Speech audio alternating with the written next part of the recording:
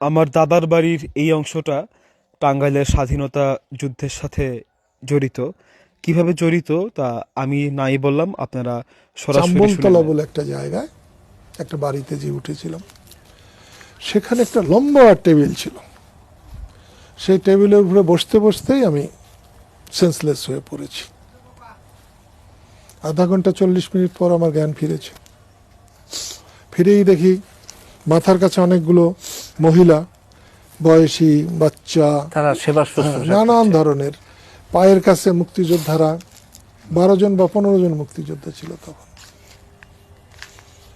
ওইখানে আমার যখন জ্ঞান ফিরেছে, তখন দেখি একটা মহিলা তার শাড়ি ছিঁড়ে আমার এই হাতটা এই জায়গায় বাঁধল। আমি খুব অভিভূত হয়েছিলাম।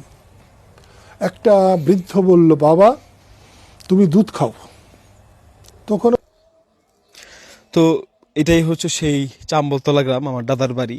তো আগে ছোটবেলা আমরা দেখতাম এখানে কাচারি ঘর ছিল, তো কাচারি ঘর এখন আর নেই। সময়ের সাথে সাথে আধুনিকতার ছোঁয়া লেগেছে, এখানে নতুন মানে বৈঠকখানা দেওয়া হয়েছে। এগুলো আমরা বৈঠকখানা হিসাবে ব্যবহার করি। এখানে মানে বিভিন্ন প্রকারের বৈঠক হয়, এই ঘরগুলোর মধ্যে ধান রাখা হয়, এই আর কি।